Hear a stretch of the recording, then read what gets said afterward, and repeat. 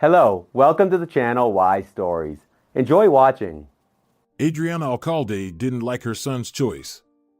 Constancio was already an adult. He had completed his education, earned a living, and lived on his own in the apartment that Adriana had inherited from her mother. Holding a photo from the dresser in her hands, she sighed involuntarily. In the snapshot, Constancio was captured on his graduation day from school. He was cheerful, handsome, and stately. And how he was sitting in that photo, it was an absolute sight to behold. Adriana had specifically ordered an expensive suit and trousers from a tailor's shop. She wanted Constancio to shine at his graduation. And he couldn't have anything less. He was one of the top students from a prestigious high school. And he had to look the part. How the girls used to admire Constancio back then. A mother's heart swelled with pride, and Constancio wasn't shy in a female company. He communicated with girls openly and freely, not like most of his peers. Constancio, in general, was always the life of the party. During his childhood, Adriana had to keep an eye on this boy. With such a volatile nature, trouble was never far off. The forest was everywhere near their house. He sought out adventures, and he found them. Adriana fretted over her only child and tried to secure the apartment. And yet, at the age of 3, the boy managed to stick a knitting needle into the socket. He was electrocuted pretty badly. His tender palms were instantly covered in burns, and it was a miracle he didn't perish. Adriana cried while holding her crying son, not even realizing that this was just the beginning. In the future, Constancio fell many times, from trees and from fences. Once, he even got a concussion. The neighborhood dogs bit him, and he had accidents while riding his bicycle. One can't recount everything. He was a troublesome lad. And all because Constancio couldn't stand just sitting at home. He was drawn to the outdoors, to friends, and to adventures. And what kind of person did he turn out to be? Adriana Alcalde herself had always been an exemplary girl. She listened to her parents and was afraid to frighten them unnecessarily. She chose a spouse who matched her nature. Samuel Alcalde, Constancio's father, was also never known for his wild temperament. But Constancio was just like that. But Adriana even took pride in the fact that her son had such a vibrant personality. He always had so many friends and admirers. He wasn't some gray mouse. He was outgoing and the life of the party. From very early childhood, Adriana knew that her son Constancio was better and smarter than the others. After all, he was already reading at the age of 3, and neither mother nor father put any special effort into teaching the little one. He figured it out on his own. Constancio always asked questions. What's written here? What letter is this? And slowly, steadily, he learned. Adriana and Samuel were shocked when their 3-year-old child once read a sign outside a store. No one expected it. Maybe he just memorized it, doubted the father, suspiciously looking at the little one. The parents immediately tested their hypothesis. But no, little Constancio confidently read the names of bus stops and the inscriptions on billboards. A bit later, Constancio learned to count as well, also independently. The boy just had that kind of nature. He was curious and eager for everything new. Sometimes it led to dangerous adventures, and sometimes to academic successes. Adriana was incredibly pleased with her child's abilities. By the time the first year of the school came around, it was clear that Constancio had no place in a regular school. Adriana put in maximum effort but still managed to enroll her son in the most prestigious school in their city. They had to pay someone off, but it was nothing. Their family was already quite well off by then. When Adriana married Samuel, he was a poor student. She didn't dream of a wealthy prince herself, as she came from a rather modest family. She lived with her mother and father in a small apartment and worked as an accountant at a factory after graduating from college. There was a period when all her friends started getting married one by one. One would invite her to a wedding, then another. And Adriana was always alone, even though she had a quite pleasant appearance. Perhaps she was too serious back then, too strict. And very modest. But the guys preferred to get to know simpler and more vibrant girls. From the outside, it seemed that Adriana was quite comfortable being alone. But it wasn't the case. And then there was Samuel. They met at a dance at his university. He approached Adriana only towards the end of the evening and, blushing and embarrassed, asked her to dance. At first glance, the slim young man didn't impress the girl, but she agreed. And so she had been standing by the wall alone for too long. During the dance, they talked and got to know each other better. And when the music stopped, Adriana looked at her partner completely differently. He was intelligent, polite, kind, reliable, and focused on his studies and career. Even then, Adriana felt that she wouldn't go wrong with such a person. And her intuition didn't fail her. They started dating. A year later, Samuel proposed to Adriana. He was still finishing his studies at the university and working part-time as an assistant engineer at a construction company. The girl thought about it and agreed. Why wait? All her friends were already married. She liked Samuel, and her parents didn't object. In fact, her mother was even happy, finally, her daughter was settled. And their prospective son-in-law suited them just fine. He was well-mannered, respectful, and a future engineer. As a young couple, they were provided with university housing. They received a small room with shared facilities and a kitchen on the entire floor. Strangely enough, Adriana even liked such a life. She learned to be a wife and a homemaker. She felt very grown up, and Samuel was there, dependable and loving. With him, the young wife felt beautiful and charming. He showered her with compliments and bought her inexpensive gifts. Back then, there wasn't enough money for anything more significant. Scholarships, wages, part-time jobs, there wasn't much to spare. And then Samuel graduated from university and landed a full-time job at a construction company where he had worked as a student. His potential was noticed right away, and his career began to advance. His career growth positively impacted his salary. Soon, the spouses were able to move into their own apartment, and Samuel's workplace helped with its acquisition. It's a pity we didn't have a child in time. Samuel would joke and express his regret. We could have gotten a 2-bedroom. And indeed, it was sad. Unlike her husband, Adriana took it seriously at the time. Why is it? Don't worry. Samuel hugged her. We have everything ahead. There will be children and a bigger apartment. Just wait a little. And indeed, Samuel kept his promise. Soon enough, he learned how to provide for their small family. Adriana had never lived so well, even at her parents' home. Now she could buy herself beautiful dresses and shoes from those stores she used to avoid due to their high prices. But the items there were magnificent. Furthermore, the spouses often dined out at restaurants or flew to the seaside for vacations at least once a year. They even bought their own car. After all, Samuel was now a manager, and the company was actively expanding. Profits were steadily growing, and the diligent and promising specialist was well taken care of financially. He was valued and respected at work. Samuel was indeed an effective worker. One thing clouded their happiness: they were unable to conceive a child. Samuel didn't despair. He would say that their time would come. Everything will happen in due time. They're young and healthy. Why worry? He'd reassure. But Adriana was still worried. Her friends' children were already in kindergarten, and some were even in school. And here she was. Adriana pretended that everything was fine, and in response to tactless questions from relatives and friends, she'd say that they weren't planning to have children just yet. But the heart of the young woman was troubled and pained. She longed to become a mother. She and Samuel could provide so much for a child: a separate room, toys, clothes, entertainment. And most importantly, love and care.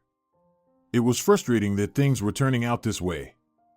Doctors shrugged their shoulders. It seemed both spouses were healthy. Well, medical science wasn't as advanced back then as it is now. In secret from her husband, Adriana turned to a grandmotherly healer. She had heard about her at work. A colleague assured her that her relative became a mother only after visiting this old woman. She's a magician, really, she works wonders. She can heal anything in the world. They say she can even get the hopelessly sick back on their feet. Adriana, of course, asked for the address of this miracle maid. She said that her cousin needed help with removing warts. But Adriana went to the healer with a completely different request. There were darkened rooms and the smell of dried herbs and wax in the house. A frail old woman was looking at her attentively with her black eyes. "I see your trouble," the old woman declared right from the doorstep. "You can't have a child for now, but there's no real issue. There's nothing for me to do here." "How can that be?" Adriana was surprised, thinking that she might be suffering from some serious condition. "I can't become pregnant. It happens like that sometimes. Just wait, everything will come in due time." The old woman sounded just like Samuel. Adriana wasn't prepared to hear this. After all, she had traveled almost 2 hours to this village in hopes of receiving some remedy. That's what the young woman told the healer, almost on the verge of tears. "This youth these days." The healer chuckled. "Well, okay, here's some dried herb. Add it to your coffee and drink it on an empty stomach every day for 2 weeks." "Thank you." Adriana rejoiced. Now she had the remedy in her hands, which meant her trip to this remote place hadn't been in vain. And indeed, just a month after that visit, Adriana realized she was expecting a child. The joy of the young couple knew no bounds. She didn't know what to think. Did the magical coffee really help, or did things just work out on their own? But that didn't matter. The most important thing was that they would have a baby. Like most women, Adriana dreamed of having a daughter, a little obedient doll with whom she could braid her hair and dress up in pretty clothes.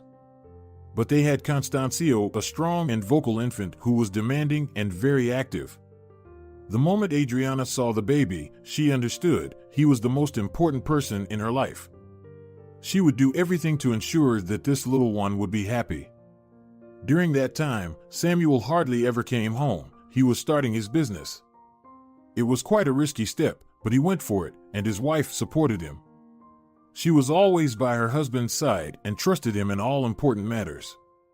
The quiet and unassuming young man turned out to be intelligent, determined, and resourceful. He could see opportunities perfectly and knew what he wanted. Adriana had no doubt that her husband would achieve success sooner or later. And what about her? She would help him in any way she could. After all, it was all for their future and for their son as well. Samuel physically couldn't help his wife with the baby, even though he really wanted to. He would come home when the little one was already asleep, and sometimes Adriana too. Well, the woman didn't complain. Taking care of the baby brought her joy. The prospects that Samuel had were uplifting and inspiring. Samuel's business was on the rise. At first, it was a company focused on building renovations, and then they shifted into construction. Initially, they started small, private plots and houses. And then things escalated. Samuel managed to enter the business of constructing high-rise buildings in their city. And that's when the earnings really took off. Adriana's head would spin sometimes thinking about how much their lives had changed. Not that they had complained about poverty. As the head of a department, Samuel was earning quite well. But becoming the owner of a company indeed made him wealthy. The family moved to a beautiful suburban house with a pool, and they had a substantial amount on their bank account. Samuel suggested that Adriana quit her job, but she didn't want to. She enjoyed knowing that she was controlling the financial flows and helping her husband in his business. Everything was just wonderful. Constancio grew up, delighting his parents with his academic and sports achievements. The business thrived and brought in profits. The relationship between the spouses was fantastic. They became partners and supported each other. And then, out of the blue, a crisis hit, and competitors took advantage of their vulnerable moment. In short, Samuel lost his company. It happened just as Constancio was finishing school. The man struggled with what had occurred. Adriana understood her husband. After all, the company had been his brainchild, nurtured from infancy, and made strong and prosperous. And now the company was in the hands of their competitors. Adriana wasn't worried about their financial well-being. They had savings, and with Samuel's experience, he wouldn't be left without a job. And that's exactly what happened. Her husband soon found a position at the same company where he had once started.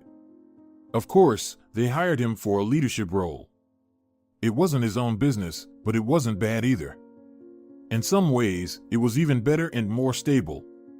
Their standard of living remained the same. Well, to be fair, they no longer had that hefty bank account. It was a pity, but still, a great deal of their money had always gone into developing the business. So Adriana concluded for herself that they hadn't lost anything. And so, they lived well. There was no reason to complain. Meanwhile, Constancio finished school and got into university on a government scholarship. The young man chose his major independently. He wanted to study law. He had always been so determined, self-assured, and fearless. Constancio didn't resemble his father at all. In his youth, Samuel was quiet, unassuming, and serious. He spent most of his time studying. But Constancio managed to do it all. He finished school with flying colors, had girlfriends, and had friends. He was active, cheerful, and handsome. Adriana couldn't help but wonder, how did they manage to raise such a young man? He was just perfect. He was good at everything, absolutely everything. He even got himself into the university. Of course, acquaintances didn't believe it. They thought his father had pulled strings and greased palms. But Constancio did it on his own. He was smart, wowing people with his abilities from a young age. Although Adriana's motherly heart worried about her son, how would he manage without them in a big city? He was used to living with the family's support. Adriana kept a close eye on him, monitoring his movements. How else could she do it? After all, she was his mother. And Constancio had a character with a touch of adventure mixed in. No doubt, he would mature and become calmer with time. But for now, she watched him closely. He was sociable, and she hoped he wouldn't fall into a bad crowd. From childhood, Constancio was drawn to fun and adventures, though sometimes that led to trouble. Adriana didn't want to let her only son go to the capital alone, even though she understood that the university was a whole different level compared to local colleges. Come on, don't worry so much. Ease up a bit. Samuel reassured her. Our boy is smart. He got into such a prestigious university on his own. Besides, he's not a little kid anymore. Are you planning on being around him forever? Remember me. I was even younger when I came here from the village. I went to college first, then university. I was a teenager and nothing happened to me. Adriana would just sigh. What's the point of comparing Constancio and Samuel? They had completely different personalities. And her husband doesn't feel and understand their son the same way she does as a mother. Therefore, he's not worried. Of course, Constancio was mature enough for his age, and she had no doubt about his intellectual abilities. But his character worried her. If Constancio was left without parental control and set free, he might stop studying and get into trouble. He's young, sociable, and lively. Too much freedom might go to his head, and then trouble wouldn't be far off. But Constancio nevertheless went to the capital. Adriana was worried and called her son every day. He would jokingly report that everything was going well. He was studying, managing his daily life, and quite content with his life. The mother's heart found some peace for a while. Things seemed to be going fine, and Constancio was managing. Both she and Samuel had succeeded. They had raised an intelligent and responsible son, and he was quite the handsome young man too.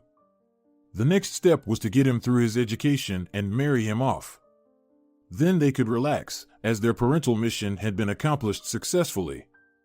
Once upon a time, Samuel and Adriana dreamed of having a large family, planning for 2 or 3 children. Financially, they could certainly afford it. However, when Constancio was born, Adriana suddenly realized that she didn't want to divide her attention among multiple children. Even though they had enough money to provide a decent future for several children, she didn't want to divide her attention, love, care, and time among them. You couldn't buy those things in any store. No, Adriana mused, looking at the then still little child. Let Constancio be our only child. It must hurt to see your parents have a new baby and forget about you. It's not the way it really is, Samuel protested. He had grown up in a large family. On the contrary, my siblings and I had fun together. But Adriana stood her ground, and Samuel didn't argue. He was busy developing his business at the time, and the issue of childbirth didn't particularly concern him. And so it turned out that Constancio remained the only child in the family. Adriana regretted this decision for the first time when her son left home. Who would she care about? Who would she cook delicious meals for, iron shirts for, and knit warm socks for? Samuel, as always, was consumed by work. He wasn't particularly fond of care. He wasn't used to being cared for. What if they had another son or daughter? But Constancio was distancing himself, becoming more mature and independent. Before, he used to call every day and share news, or at least happily respond to his mother's calls. Now it was different. Hello, everything's fine, I have to go. Conversations between mother and son rarely lasted longer than a minute. And then Constancio stopped picking up the phone altogether, and communication practically dwindled to nothing. Adriana missed him and worried. How was her dear child doing in that big city that was so far away? Was anyone mistreating him? Constancio sounded so sad, cold, and distant. Adriana shared her concerns with her husband, but he waved them off. It was just another check he had to pass or a project to complete. The man lived for his work, and he worked not only for money but also because he enjoyed what he did. Adriana saw that Samuel was genuinely passionate about his work. As for her, Adriana herself didn't have such a calling. She merely passed the time at the office, waiting for one call after another and eager to return home. She went to work just to be part of a group. Among her colleagues, Adriana found distractions. Her friends shared life stories and discussed news, some sort of social life. After all, who wants to sit at home within four walls all day? What else was there to do? Compared to the child-rearing problems her colleagues talked about, Adriana had a perfect situation. Some had their children expelled from college, others had daughters who got pregnant at 16. But Adriana's situation was great. Constancio was a smart boy. He got into a prestigious university on his own. He was managing his studies and everyday problems. He was simply excellent. Everyone envied Adriana when she spoke about her son. Of course, she didn't share all her worries with her colleagues. After all, they had a certain relationship. She wanted to look better and more significant in their eyes. Adriana didn't tell anyone that Constancio had become reserved and withdrawn. He didn't answer questions, he spoke to his parents coldly, and he only called to ask for money. Something was definitely happening in his life. Even though Samuel brushed off his wife's worries, he had never felt for his son the way she did as a mother. Leave the boy alone. Samuel would get annoyed. He doesn't want to talk to us because you keep bothering him with your care. Constancio deliberately moved far away from us to become independent. Don't interfere. Adriana would just sigh. Maybe Samuel was right about something, but Constancio wasn't all that independent, not in everything. Of course, they still provided for him from start to finish. Life in the capital wasn't cheap, but his parents could afford to make their student son's life as comfortable as possible. They rented an apartment and gave him a monthly sum for living expenses, and that was a substantial amount. Besides, in Constancio's age, Samuel didn't even dream of such pleasures in life. When Samuel was a student, he worked while Constancio could relax and focus on his studies. The problem was that Constancio needed more and more money. His father set a monthly limit for him, an amount that was many times larger than the average salary in the city. Samuel rightfully believed that Constancio should manage with that amount. But he couldn't. Constancio often asked his mother to send him money.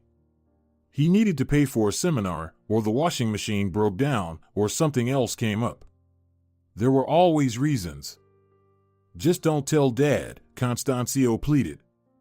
Adriana understood her son. He felt a bit embarrassed that his parents were still supporting him despite being an adult.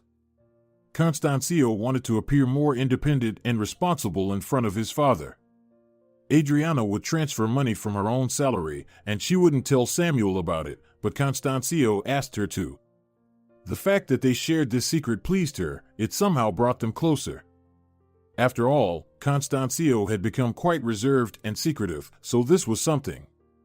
During that period, he reluctantly answered questions about his life. Yeah, everything's fine.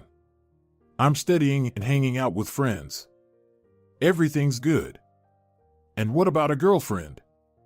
Do you have one? Mom, I'll figure it out myself, okay? Initially, Constancio would still come to his hometown, but after the third year of his studies, these visits stopped. All communication was reduced to rare and uninformative phone conversations. Adriana was worried, especially since she was almost sure that her son was facing problems. Otherwise, why did he sound so sad? And why did he need so much money every month? Maybe we should visit him unexpectedly? The woman asked her husband. Why? He puzzled. Why meddle in an adult boy's life? You'll just push him away even more. This is just the process of separation. It's normal for boys. Don't interfere. I'm worried about him. Something's not right there. Stop it. Everything's fine with Constancio. If there were problems, we would have known by now. So, leave your panic behind. He's grown up and smart. He'll figure things out himself. Adriana was annoyed that her husband was so calm. Samuel seemed indifferent to the fate of their only child, almost out of sight, out of mind. Apart from his work, her husband didn't show much interest. Adriana had decided that Constancio would settle in the capital. Why not? He clearly liked the city. He was so excited when he first moved there. He used to share his impressions with his parents, and he was a capable and promising young man. He'd surely find his place in the capital. On one hand, it was great, but on the other, they would hardly see each other anymore. Adriana had mixed feelings. Constancio didn't share his plans with her. One thing made her happy. Constancio's alienation and coldness seemed to have faded gradually. His voice became more friendly, and he even started taking an interest in his parents' affairs, which hadn't happened in a while. But he spoke vaguely about his future. Graduation is coming up soon, and then I'll come back and tell you everything. There's a surprise waiting for you. The word surprise intrigued and worried her. What had Constancio planned? Well, at least Adriana was beginning to recognize her son again, the cheerful adventurer and joker. Constancio did indeed come back. But not alone, he brought his fiancée. Adriana understood, of course, that her grown son had some kind of relationship. But for it to be this serious, to have a fiancée right away. Valentina didn't make a good impression on his future mother-in-law at first glance. She seemed to be a gray mouse. Despite being from the capital, she dressed modestly and tastelessly. Thin, even somewhat frail. What could have attracted Constancio's attention to her? He had always liked vibrant beauties, and there was nothing special to look at here. Well, Valentina did have beautiful eyes and a decent smile, an open and wide one. But still, the more Adriana got to know Valentina, the more concerned she became. It turned out that the girl came to the capital from some village. She got into a third-rate college and graduated from it. She couldn't find a job in her field of study and found nothing better than becoming a waitress in a bar. That's where she and Constancio met. No, seriously, did you hear that? Adriana whispered indignantly to Samuel when they were alone. Their house was spacious, and Constancio's room was on a different floor, so the younger generation couldn't hear them. Nevertheless, Adriana continued to whisper. I actually like Valentina, she's a good girl. Not like those modern, flashy ones, Samuel agreed. And besides, not everything happens right away. Remember me? I was also a village boy, and then I achieved everything myself. That's the thing, you've achieved everything on your own, Adriana complained. You got into university, worked like crazy, labored. And now this girl wants to ride into a comfortable life on someone else's back. She saw that the boy came from a wealthy family and pounced on him like a piranha. But really, does Constancio have no sense? Can't he see it? There's nothing there to look at. Has she put a spell on him or something? Are you creating panic over nothing again? The main thing is that Constancio likes Valentina. And she doesn't have to please you, you won't live with her anyway. Adriana had to agree with her husband's words. Indeed, next to Valentina, Constancio looked calm and content. He held her hand tenderly, cared for her, and was attentive. Adriana had never seen her son like this before. Girls used to chase after him, and he didn't have to do anything. But it turned out that Constancio could be gallant and considerate, quite a surprising discovery. He really had changed and matured. And his gaze had transformed significantly. Something new had appeared in him, some kind of wisdom. Independent life truly changes people, turning boys into men. And Constancio had already made an important decision. He informed his parents that he and Valentina were going to get married soon. Maybe he'd change his mind? Why get married now? He wasn't the right age. He had just finished university. He should be thinking about his career, not a wedding. But Adriana couldn't find understanding from her husband even here. He reminded her of the past once again. Well, look at you. When did we get married? I was still studying, and we were even younger. Those were different times. Times are always the same. Leave the boy alone, he's grown up now. He has the right to make his own decisions. Constancio and Valentina moved into Adriana's apartment. The living space had been empty and unused anyway. The woman didn't object. It was better for them to live far away. It was getting increasingly difficult for her to feign friendliness towards Valentina. Everything about her future daughter-in-law annoyed Adriana, her way of speaking, moving, dressing, her unpleasant voice, and her plain appearance. What else could she expect from a village girl? A simple girl who suddenly decided to become a princess. Valentina's stories about her family and fate made Adriana depressed. There was nothing to cling to. The girl was born into a large family, and her childhood and youth were spent in the village. She milked cows and worked in the fields. She was a peasant girl, in short, with all the consequences. Clearly, Valentina wasn't known for her intelligence, but she had considerable ambition. Otherwise, she wouldn't have gone to the capital to conquer it. Her education was mediocre. She studied at some unknown college. She worked as a maid in a hotel and later became a waitress at a bar. Adriana realized that the girl's family was in dire straits. Her father had suffered a stroke, and her mother worked alone. Among all of Valentina's siblings, she was the oldest. Her younger brothers and sisters were still in school. So only Valentina could help her parents in any way. And she did help, sending almost all of her earned money back home. The girl's behavior impressed Samuel. However, Adriana thought that Valentina had it good. She shared her salary with her family, and Constancio supported her in that. What a clever girl she was, so cunning. And she still looked like a little innocent flower. A wolf in sheep's clothing. The young couple settled in the city and had no intention of returning to the capital. Valentina no longer worked. She took care of the home and attended some courses. Apparently, she was studying to become a fitness trainer, as she had loved sports since childhood. She intended to earn money. That was Valentina's dream, to train people. Make them healthy and beautiful, she would say. But Adriana understood everything. She had seen these types of women throughout her life.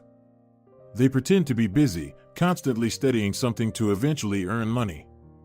They study psychology, then manicures, and in the end, they just live off their wealthy husbands. On the other hand, Constancio quickly found a job, which wasn't surprising given his education.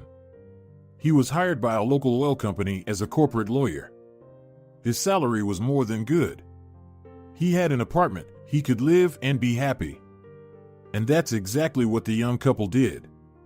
They lived together, sometimes met with friends, periodically went on vacation, and seemed quite content. Adriana was relieved that they weren't talking about the wedding. Maybe they'd live together for a while and then go their separate ways. Constancio would open his eyes. After all, he wasn't a child anymore. But Adriana tried to gently convey the true state of affairs to her son. However, he didn't like it when his mother said anything negative about his fiancée. "Mom, Valentina is the best person in the world. She's done so much for me, you can't imagine. Only with her do I feel happy." Had that village girl enchanted him somehow? Adriana was frustrated and irritated, but there was nothing she could do. Constancio's character still showed through. He had a penchant for adventure and a passion for excitement. Calm and quiet, Valentina seemed to balance him out. That was a good thing. Still, Adriana didn't dream of such a daughter-in-law. Although maybe it was still too early to worry? After all, the young people weren't even mentioning a wedding yet. And then it turned out that Constancio and Valentina had been husband and wife for a long time. They had quietly gotten married, not telling anyone, and were living happily. It all came out accidentally. Valentina had finally completed her courses and gotten a job at a local sports club. Out of curiosity, Adriana visited the club's webpage and saw a photo of Valentina, under which there was their last name. The woman called her son and demanded that he explain. "Yes, we've gotten married with Valentina." Constancio didn't try to deny it. "She took my last name. Why didn't you tell us anything?" "Why?" Constancio was clearly smiling. "Why should I unnecessarily worry you? I can see that you haven't accepted Valentina. So we decided to get married and have a celebration just for the two of us. We didn't want a grand ceremony." After this conversation, Adriana was torn and had mixed feelings. Well, what now? How could they do this? What are we supposed to say to people? Ever since she first held him in her arms, the woman had been dreaming of the day when she would celebrate her son's wedding. She had even planned her hairstyle and makeup. And the relatives had been asking for a while when the festive event was going to happen. Everyone was counting on a big celebration, and now this disappointment, it was all Valentina's fault. That cunning girl ruined everything. She knew that the groom's parents were against it and was afraid of an open confrontation. So she had arranged everything secretly. Those villagers, and from a large family at that, weren't lacking in cunning. Samuel, however, reacted calmly to their son's decision. "We should respect Constancio's choice. He's already an adult." Respect. He covered his indifference with benevolent reasons, acting wise and noble. But in reality, he simply didn't care about Constancio and his fate. As long as everything was good at work, that's all that mattered to him. But don't worry, hope was not lost yet. Perhaps Constancio would change his mind. Probably even more likely. As long as it wasn't too late, because if that Valentina ended up having a child, it would all be over. For the next 18 years, Constancio would be trapped. And then there was Samuel, acting like a fool, honestly. When Constancio and his wife came to visit them, he would start talking about grandchildren. "So, when will you bless us with heirs?" Valentina would blush shyly, as usual, pretending to be modest. But Constancio would respond openly. "The time will come, and we will. Right now, Valentina wants to work and gain experience. Later, maternity leave will be an option." Well, at least in this aspect, the mother-in-law agreed with the daughter-in-law. Adriana was pleased with Valentina's decision. It was better for them to not have children for a while. It would be easier to part ways if need be. With children, everything becomes more complicated. But it seemed that they didn't intend to break up. Although Adriana did everything in her power from that perspective to help her son see the truth as soon as possible, the woman tried to act delicately. But Constancio was smart. At least when it didn't concern Valentina. He perfectly understood where his mother's intentions were leading. "Do you think this is fair?" She shares her whole salary with her family, living off your money. That's not how things are done in a family. We don't leech off you. Mom, why are you comparing them? You and Valentina's parents are in different situations. They don't have enough money to support their children. Her father hasn't recovered from the stroke. Valentina's mother takes care of him, works, and looks after the kids. How can we not help in this situation? We and your father didn't get everything handed to us. We worked, struggled, and achieved success together. But her parents lived in a village, had children recklessly, and didn't think about the future. Whose fault is that now? No one's at fault. They're not even asking for anything. We're helping because we want to. Mom, I love Valentina, and I want her to be happy. And how can she be happy if her family is in trouble? Then help them. That's just the psychology of people. Adriana continued to grumble. They get used to living off others, that's all. And children, by the way, learn their parents' way of life. Keep that in mind. Children are always similar to their parents. It's in the genes. What about me? Constancio smiled. He always diffused tense situations with jokes. How did you end up with such a slacker? You are serious, driven individuals. And me? And what about you? You're very talented. You're a bright and charismatic individual, not a loafer. If you were a slacker, you would have dropped out of university and not finished your studies. And you'd be living off your parents' money like a spoiled brat, but look at what you've achieved. I'm still a slacker. Constancio playfully hung his head. If it weren't for Valentina, I don't know where I'd be. Constancio often mentioned that Valentina had saved him at the right time. But what had happened? Adriana didn't know. Her son didn't want to talk about it, and trying to pry into his thoughts was futile. He would close up immediately. But the woman suspected that Valentina had orchestrated some situations and taken advantage of difficulties in Constancio's life. Perhaps she had even orchestrated it herself, then stepped in as the savior. She was quite the strategist. Valentina was a strong and resourceful rival. Constancio shut down conversations about his wife immediately. He was clearly under her influence. But this foolishness couldn't go on forever, could it? Constancio hadn't been unintelligent since childhood. Eventually, when the hormones settled down, he would understand everything. And Adriana would be there when that moment came, ready to support and help if needed. Several years passed, but nothing changed in the relationship between the son and the daughter-in-law. On the contrary, they even started planning for a child. At least that's what a colleague told Adriana. She claimed to have seen Valentina at the reproductive health center. What else could she be doing there if not preparing for pregnancy? Maybe she was already expecting a child? They had secrets and didn't reveal anything about themselves. They lived separately, only occasionally visiting. Everything was going completely against what Adriana had planned and dreamed of. But everything else was fine. Her husband continued to work, and Adriana was looking forward to her well-deserved rest. She had worked hard enough. Now it was finally time to relax. Constancio was doing exceptionally well at work. It couldn't be better. Just like his father once did, he even started his own business. Though he wasn't in a rush to leave his current position, it wasn't clear yet whether the business would succeed.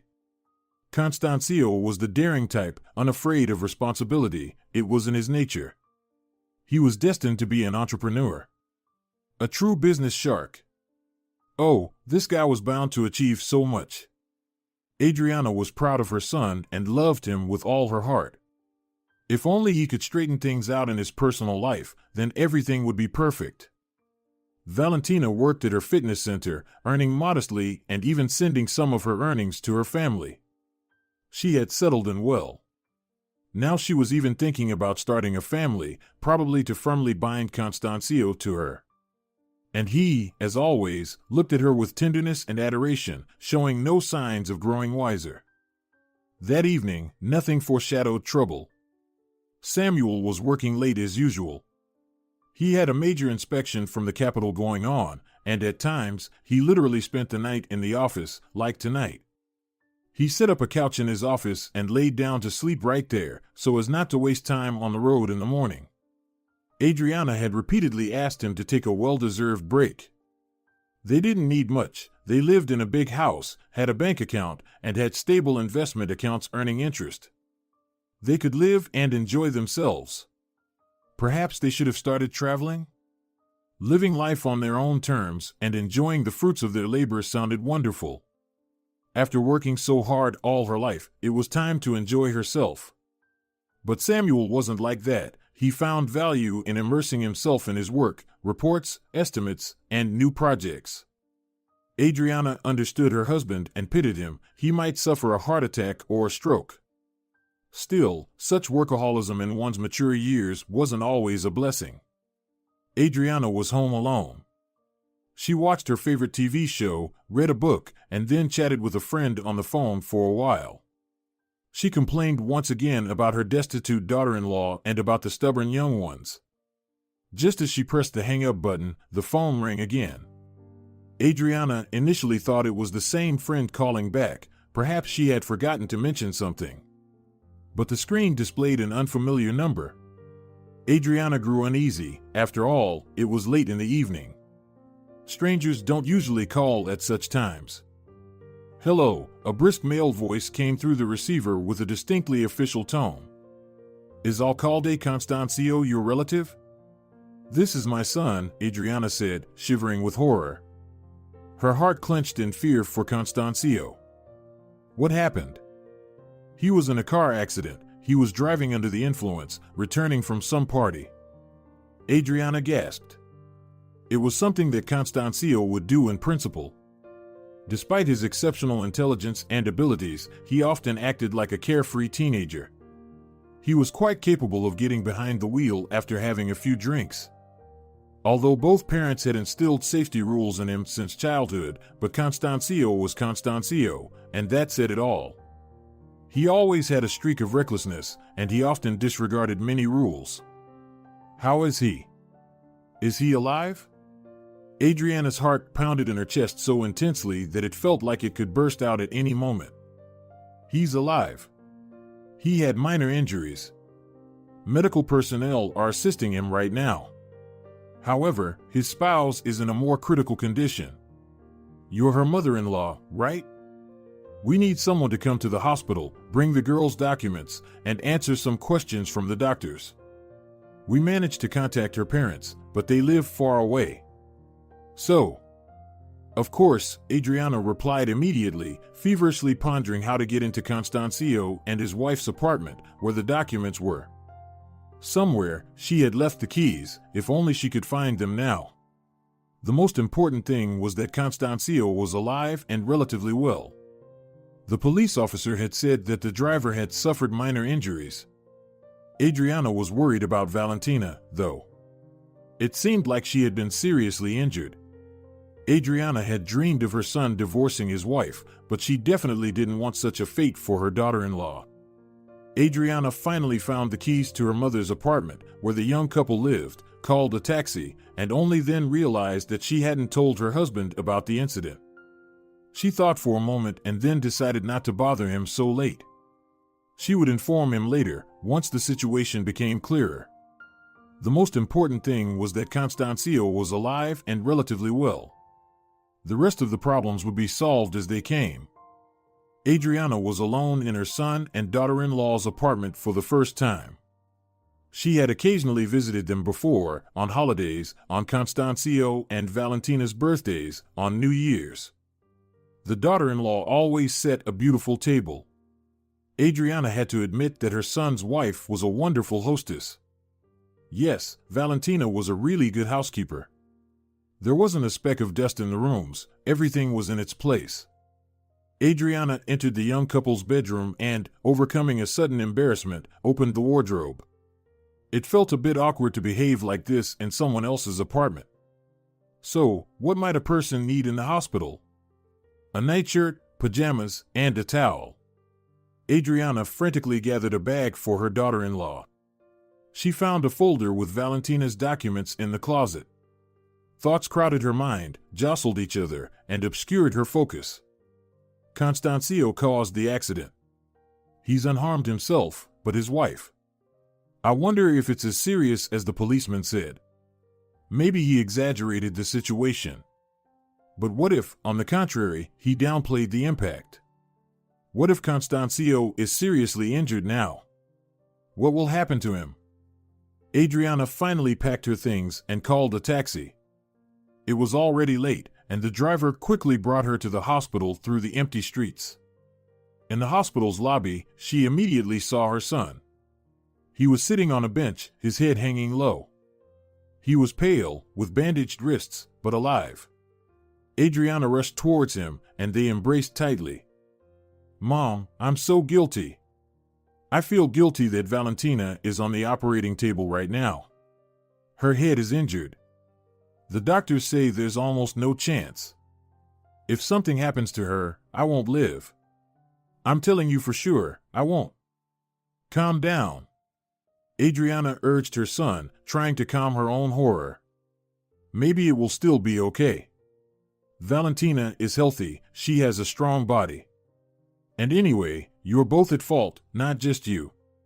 Why did she sit next to you in the car when you were drunk? She's responsible for this too. What are you saying?" Constancio pulled away and looked at his mother with wide open eyes. "It's my fault. Only mine. There's no forgiveness for me. I'll leave her if she survives, otherwise, I'm done." At that moment, a person in uniform approached Constancio.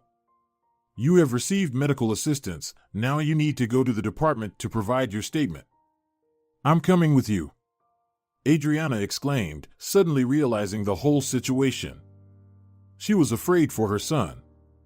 Yes, he was almost unharmed physically, but his mental state left much to be desired. And now they were taking him to the police station. It was unlikely that the police officers would spare the feelings of the person responsible for the accident.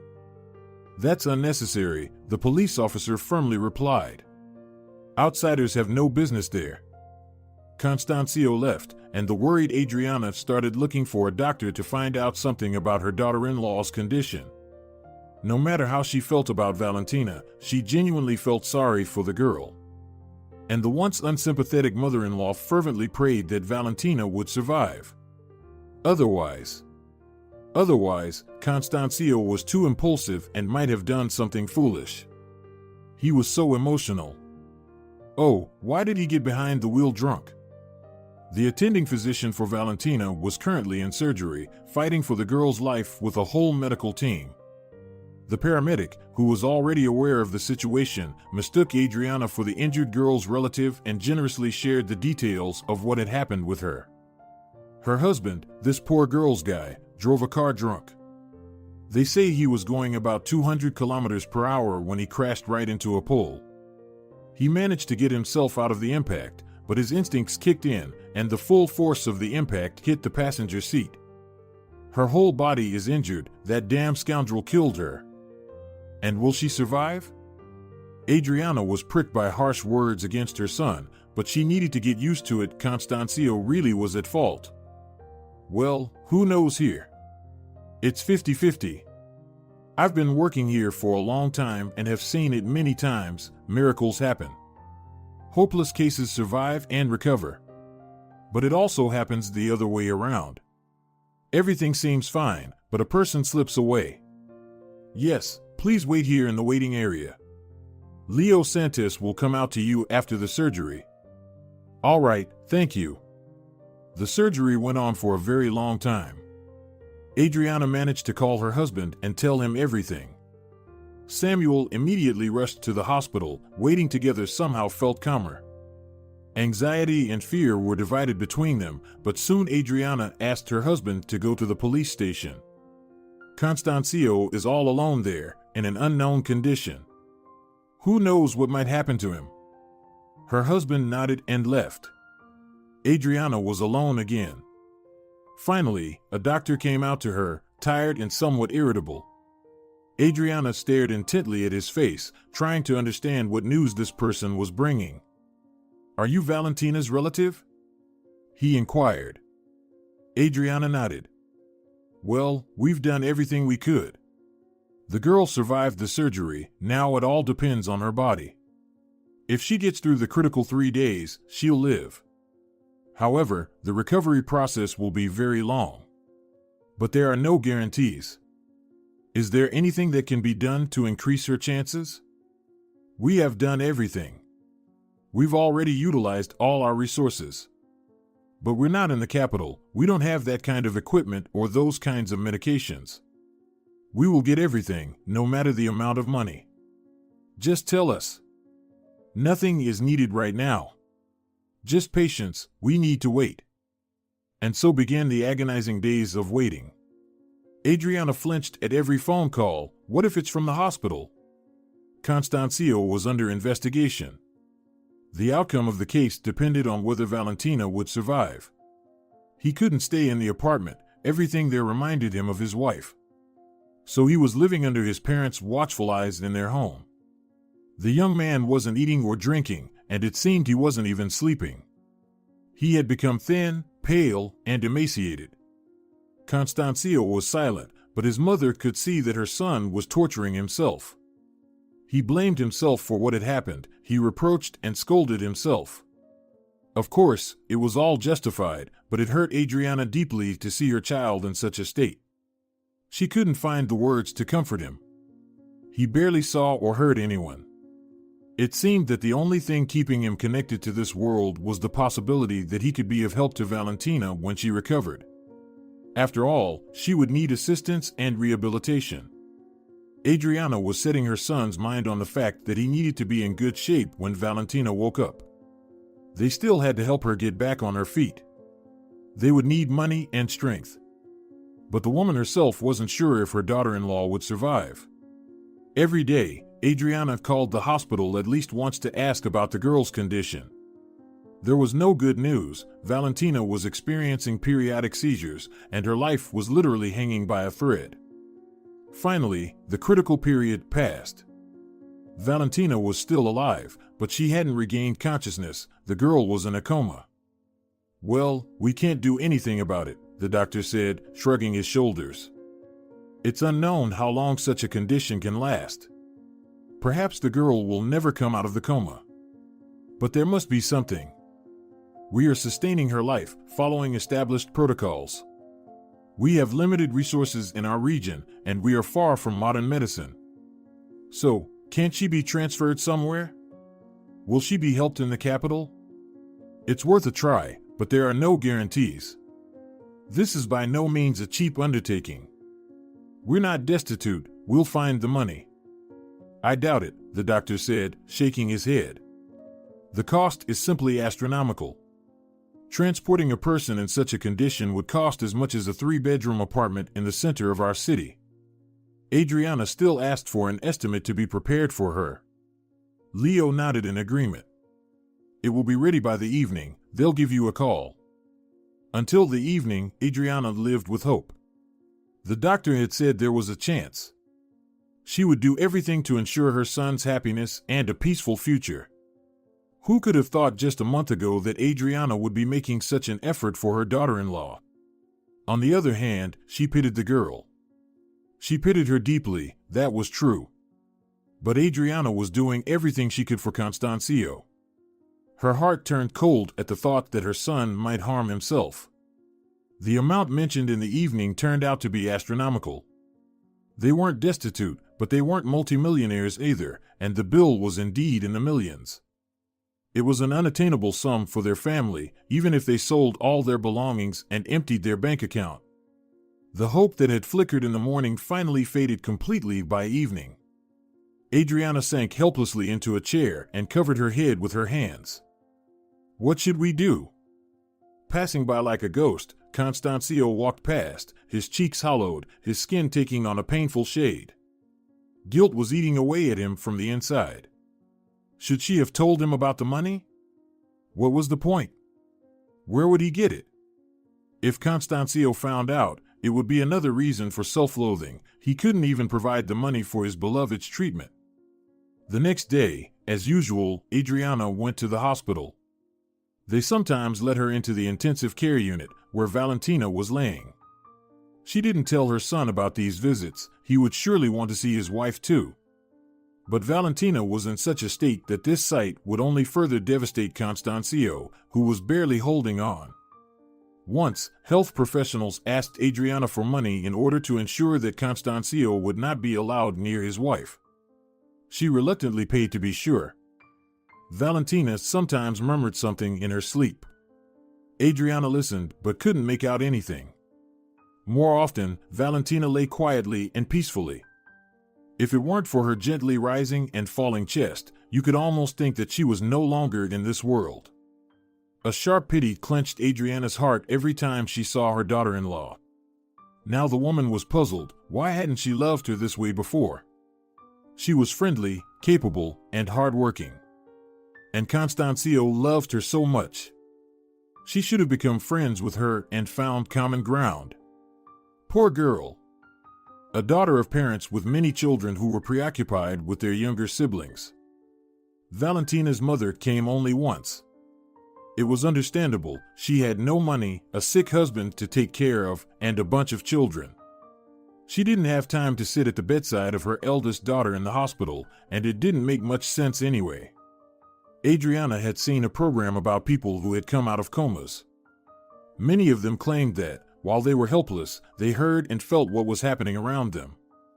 So Adriana often asked Valentina for forgiveness, and she also told her about Constancio's suffering and how they were all waiting for her recovery. Everything will be different now, Adriana promised. We'll live as one family, supporting each other. Just get well soon. Suddenly, Valentina might hear something. She should have known that everyone was waiting for her. Valentina suddenly became agitated, which didn't surprise Adriana. It had happened many times before.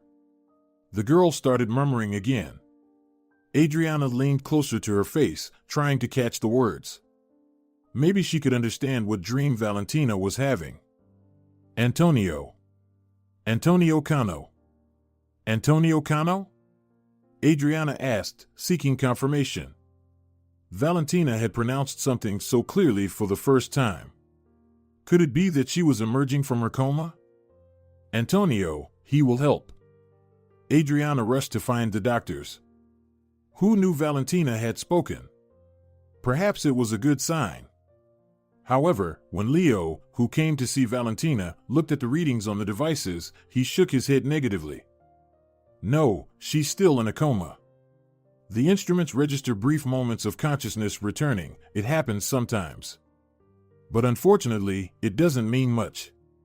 The girl is stable, but there are no improvements expected, and a miracle is unlikely to happen at this point. Time is passing, and in her situation, time means a lot. Adriana returned home in a state of disarray. Antonio Cano. She had memorized the name well. Valentina had said he would help. Was it incoherent rambling or a plea for help? The woman couldn't forget Valentina's words. No matter what, she was determined to find out who Antonio Cano was. Could he truly help the girl? The question was, how do I find this mysterious person? Who was he, anyway? She could ask Constancio, but it was better not to disturb him. He was already working with therapists. There seemed to be progress, and a thoughtless word could set back the specialist's efforts. Adriana would find out everything on her own. She decided to start by calling Valentina's mother. Of course, she was angry with Constancio and, consequently, all his relatives, for understandable reasons. But what could she do? If there was any way to help Valentina, Adriana would take that step. However, Valentina's mother knew nothing about Antonio Cano. She cried on the phone as she spoke about her daughter and her words. She even regretted calling her.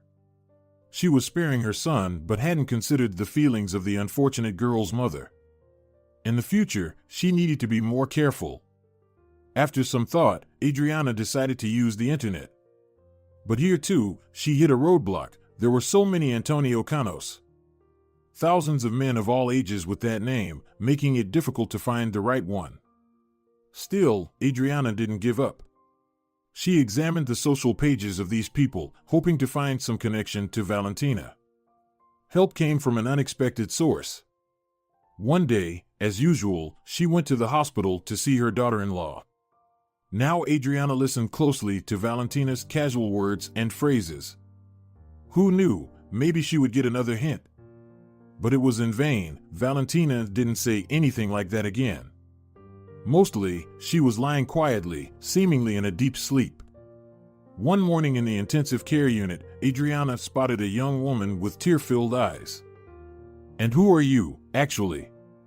Adriana asked the visitor. "Who let you in?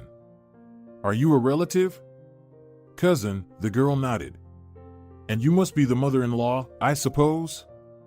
I've heard that you frequently show up here, worrying about Valentina, helping the staff take care of her, and buying everything she needs. Even though you're the mother of that scoundrel, I don't hold any negativity towards you. I think you raised him right, and he made his own choices."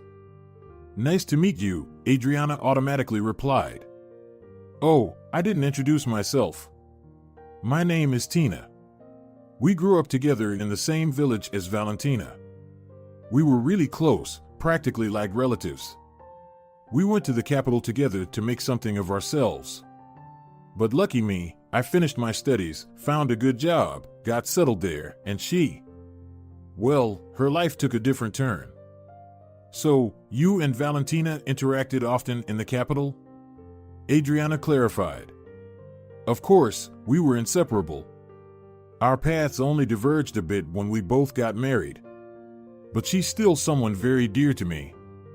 I came to visit as soon as I could after all of this happened. I was actually on bed rest at the maternity ward when it all unfolded, so I couldn't come earlier. But now, I finally managed to get away." "I see. Tina, I have a very strange question for you." And Adriana told Valentina's cousin about Antonio Cano. You know, Valentina sometimes mutters incoherent things, but this time she clearly said, "Antonio Cano will help. I'm trying to find him, but..." "Wait, I know who he is." Tina brightened. "Well, of course, why didn't I think of it before?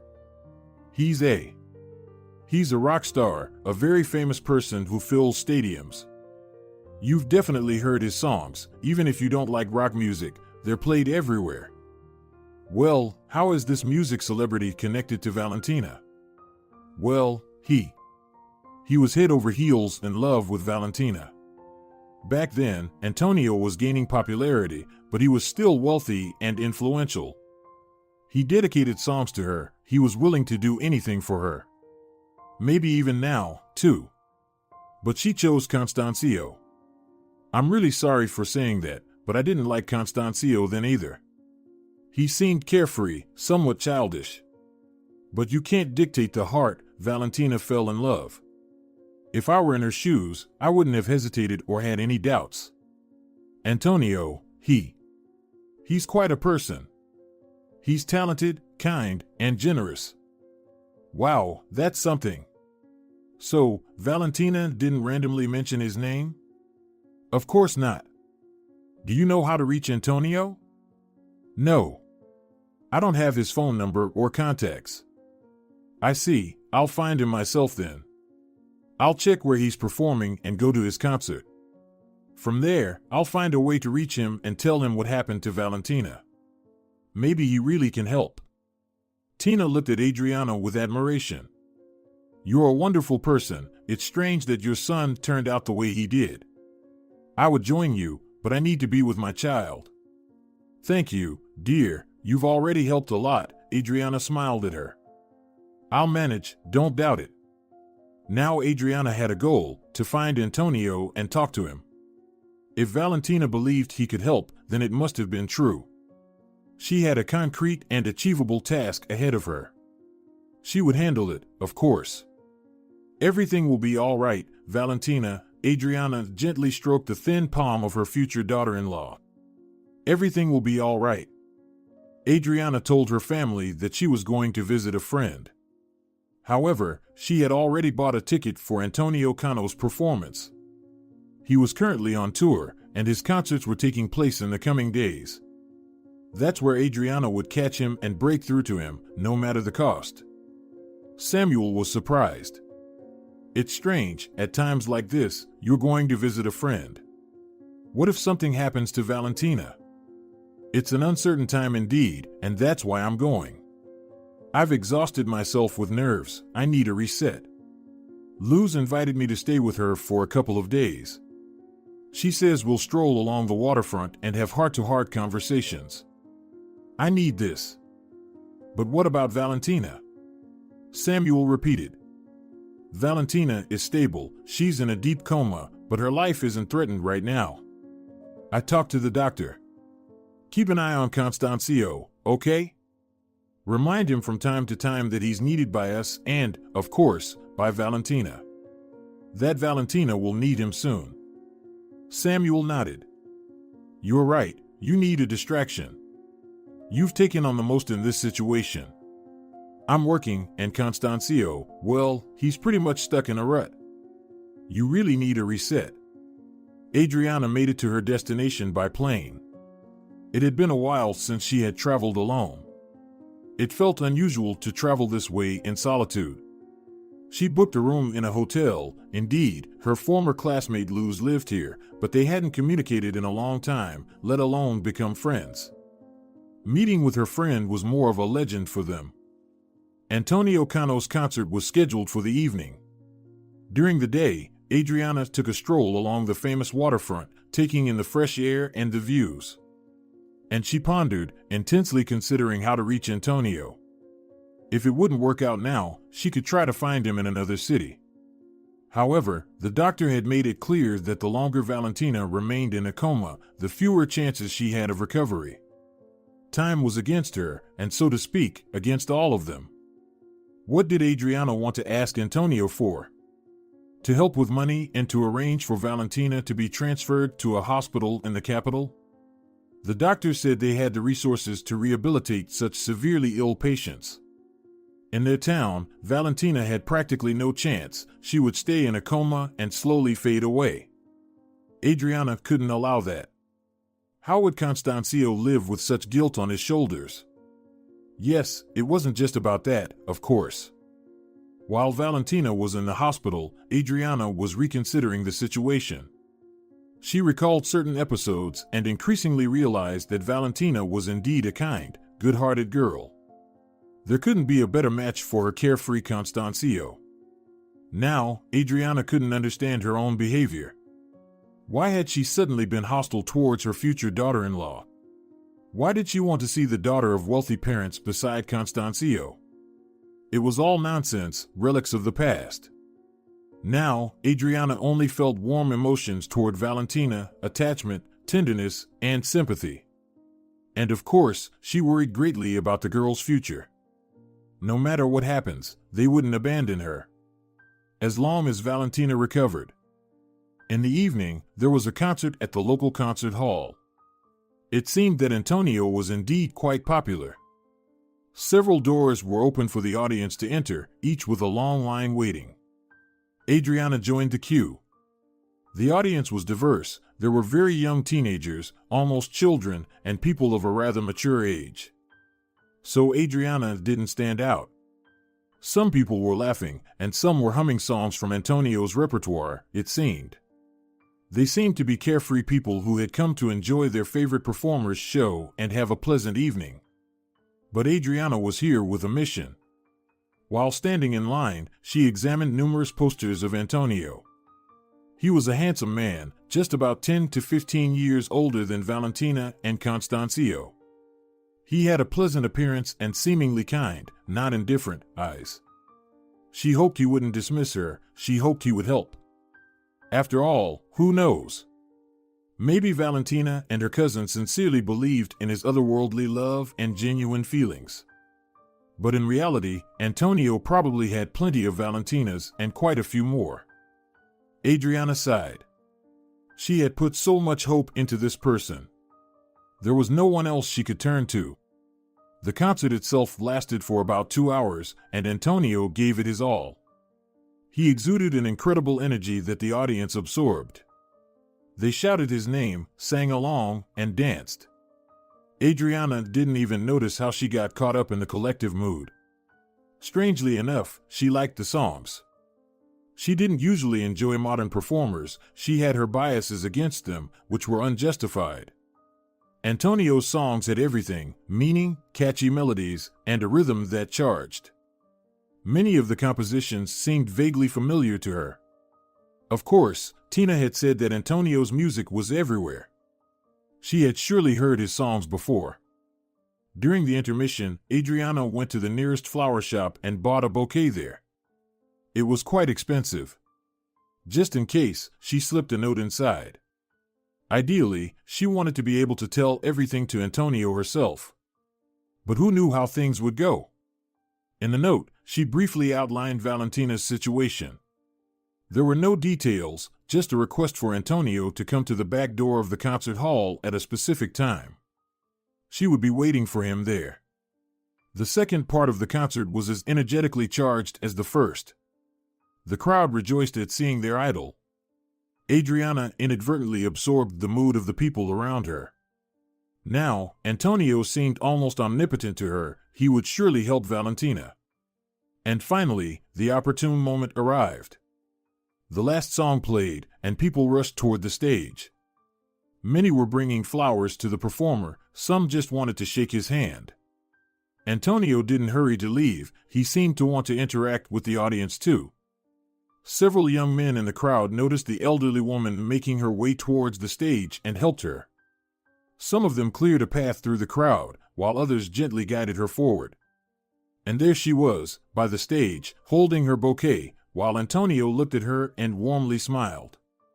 This was the moment of truth, and it couldn't have been better. Valentina is in trouble. Adriana shouted loudly. Valentina, who used to work as a waitress in the bar. You met her there once upon a time. The smile slowly faded from Antonio's face, and concern filled his eyes. The elderly woman rejoiced. He remembered the girl. And it seemed that Valentina still meant something to him. Adriana was skilled at reading emotions and could tell that her words had a strong impact on him. Wait here, Antonio requested. Then he rushed to one of the guys on stage, dressed in a black shirt and black pants. Apparently, he was an assistant. Antonio said something to him, and the guy nodded. Adriana was already being pushed away from the stage. Antonio continued interacting with his fans, but his face was no longer as carefree and happy as before.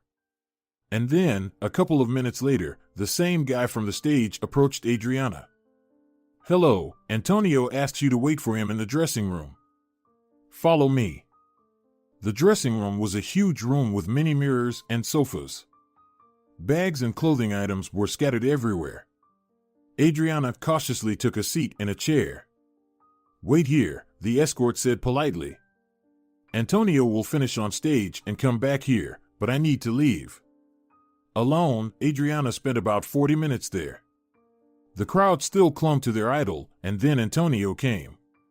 He was tired, his shirt was soaked through, and he looked concerned. He immediately grabbed a bottle of water from the table and almost drank it all in one gulp. After that, he sat across from Adriana and looked straight into her eyes. Let's get straight to the point. What happened to Valentina? She's an important person to me. And Adriana told him. It was hard to admit certain things to this person. For instance, her initial attitude towards her future daughter-in-law and her own son's terrible actions. Antonio listened attentively and didn't interrupt or reproach her. He was just listening and occasionally nodding. Next to this strong man, Adriana surprisingly felt calm. Now that he knew everything, everything would be fine. She had done the most important thing. She had reached Antonio Cano. He would surely come up with something. He was handsome with the right traits, a confident gaze, charisma, money, and talent. Tina, Valentina's cousin, was right. How could a young girl like Valentina prefer someone like him over Constancio? If Adriana were younger, she might have fallen in love with him herself. It was amazing. This fact once again proved that Valentina truly loved Constancio. Adriana had suspected her of greed. How foolish. Yes, if Valentina had stayed with Antonio, she would have easily solved all her financial problems. And even her family issues. Poor girl, Antonio said when Adriana finished. Who would have thought she'd have such a fate? Your son, excuse me, acted extremely irresponsibly, to put it mildly. I never really liked him. I couldn't understand what Valentina saw in him, but she loved him with all her heart. Maybe she even pitied him somewhere. She has a very kind heart. So, will you help her? Adriana asked. She wasn't planning to defend her son or convince Antonio otherwise. Her goal was quite different. Of course. I don't have that kind of money readily available right now, but I will arrange a charity concert and ask my friends to do the same. We'll have the funds in about 3 days. And I will also arrange the transportation of Valentina and her admission to the clinic. I will find the best doctors for her. We will get her out of this. You're a wonderful person. Tears welled up in Adriana's eyes. She cried out of relief and joy. Could it be that everything had worked out? Could this influential, strong man really save Valentina? Do you know our story? Curly Eve suddenly asked. A light smile touched his lips, instantly brightening his masculine face. In broad strokes, Adriana smiled in response. But I would like to know more. I wasn't as famous back then, but I was already performing and already earning. I already had my own audience. I often went to the Rock Bar. I had many friends there. And I liked the atmosphere. It was an amazing place. But now, unfortunately, it's not the same. Antonio immediately noticed the pretty waitress with wide open eyes. She was special. She radiated some incredible energy. Valentina always smiled at the customers, no matter how tired she was. With just a look or a word, she could calm down a demanding client and make them smile. She was caring, gentle, and considerate. And beautiful, of course. One day, Antonio realized that he intentionally timed his visits to the Rock Bar to coincide with her shifts. She had a strong influence on him. He wanted to see her eyes and hear her voice. Sometimes they exchanged jokes, sometimes they laughed together. But Antonio never dared to openly express his affection. He feared that it might disrupt the ease of their budding relationship. Under the spell of the young, beautiful waitress, Antonio even wrote several songs that quickly became hits. She attracted and inspired him. But the difference in age and social status kept Antonio from confessing his feelings. What if Valentina became scared? If only she had shown some special affection, not just her usual friendliness, Antonio would have been the happiest person in the world. He would have confessed his feelings to Valentina immediately. He could have made her life bright, carefree, and pleasant. But no, Valentina clearly didn't see him as a potential partner. And then Antonio got a competitor, which pushed him towards more decisive actions. It was Constancio, a student. He often appeared at the bar, somewhat unkempt and with a vacant gaze.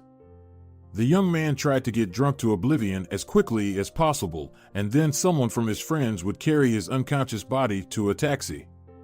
Antonio understood well that people don't just get drunk like that almost every day. The young man clearly had some trouble.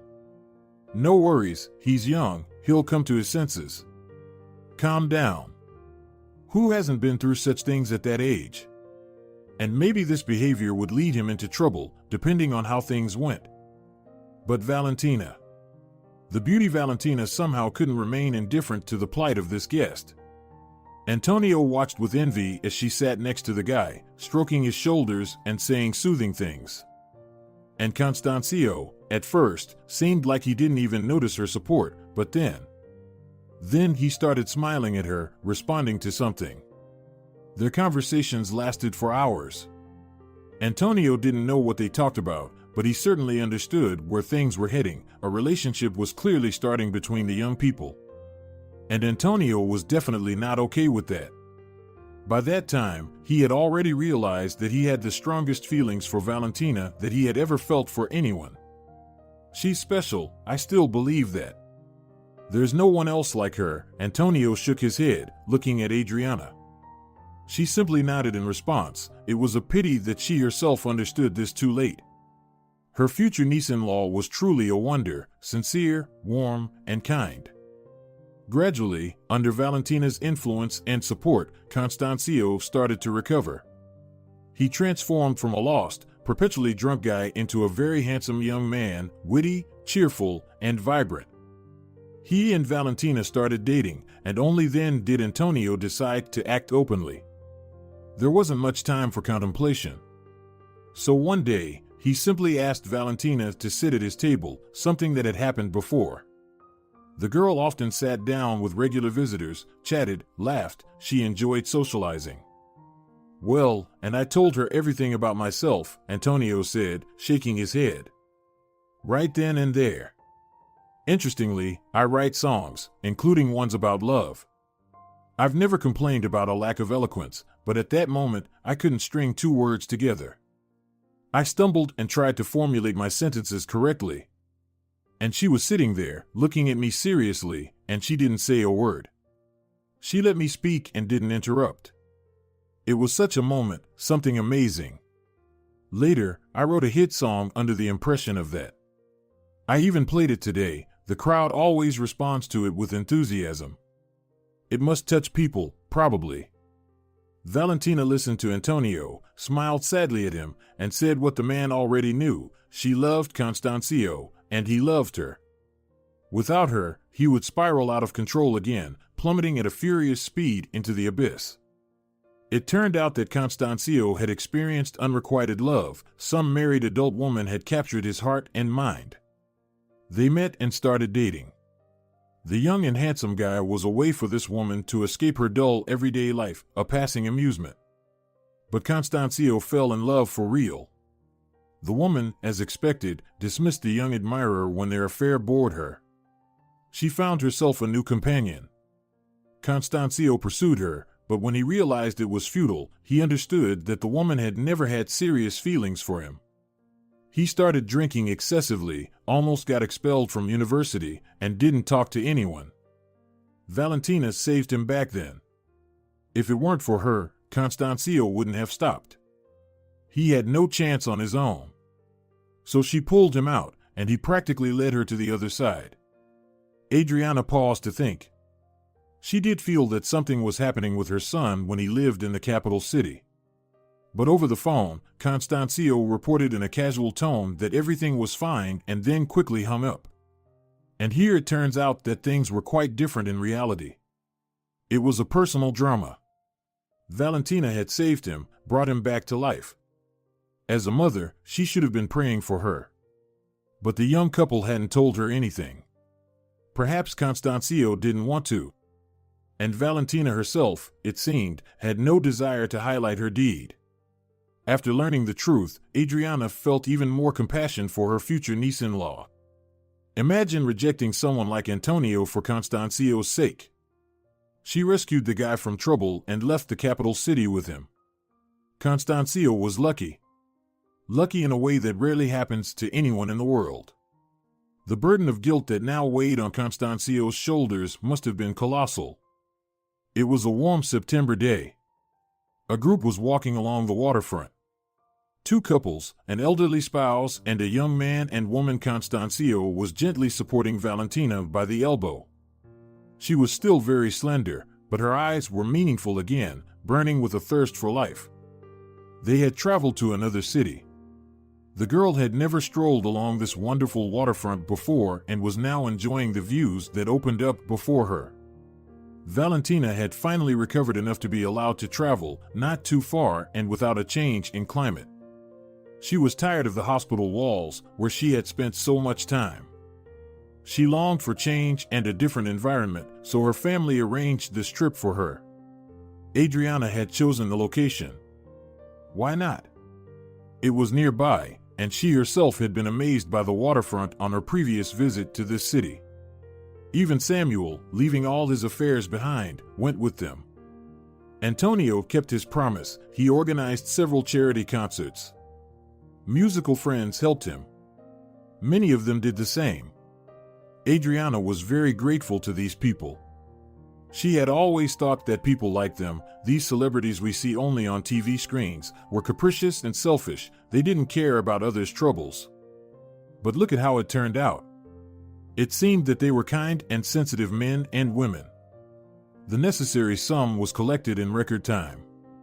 Besides everything else, Antonio took care of all the logistics for transporting Valentina and getting her into the right clinic.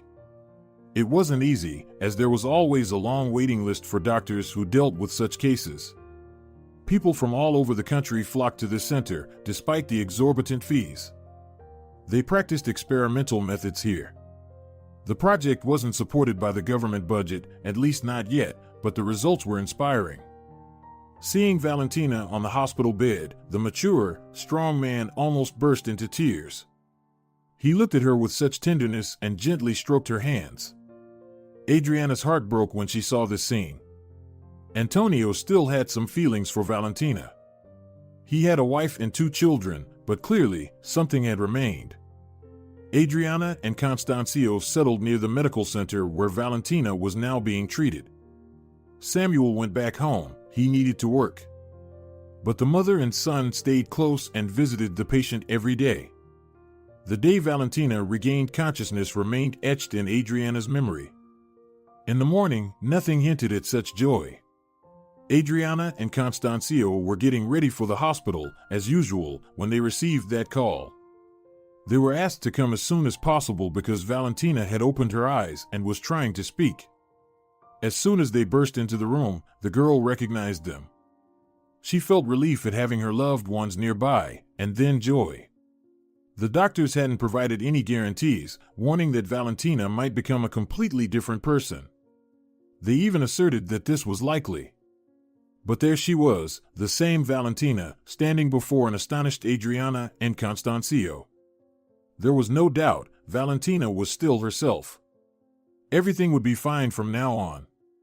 Antonio also visited Valentina in the hospital after she woke up. Adriana didn't know what they talked about, nor was it her concern. But she did entertain the thought that the girl might leave for Antonio or simply leave. And why wouldn't she? After what Constancio had done, she had every right to be upset with him. Valentina had almost died due to her husband's recklessness. Adriana could have understood if her future niece-in-law had made such a decision. But Valentina stayed with her husband. She loved Constancio despite everything and harbored no resentment or anger toward him. "I'm to blame too," Valentina said. "I saw that he had been drinking and still sat down next to him. I didn't dissuade him from his dangerous act. I didn't even try. I guess I just wanted to get home as soon as possible. I thought everything would be fine. We both could have died. We're such fools." The recovery was long and difficult. Adriana, Constancio, and even the perpetually busy Samuel were all there for Valentina at that moment. They helped her and supported her. Sometimes they had to make her do exercises through pain and tears and then console her. But the results were impressive. Valentina first sat up, then stood, and eventually started walking. And now she was almost back to her old self, just very weak and not gaining much weight. But the doctors said it would all come back. They praised both the patient and her support group. Constancio changed a lot because of this situation. He became more mature, responsible, and serious. He hardly left Valentina's side now, anticipating her every wish, protecting her. The youthful recklessness, carelessness, and disregard for rules and boundaries were gone. Adriana found great joy in observing this transformation. The accident that could have shattered the lives of so many people became a serious lesson for everyone. Adriana learned a lot about her future niece-in-law and now sees her with completely different eyes.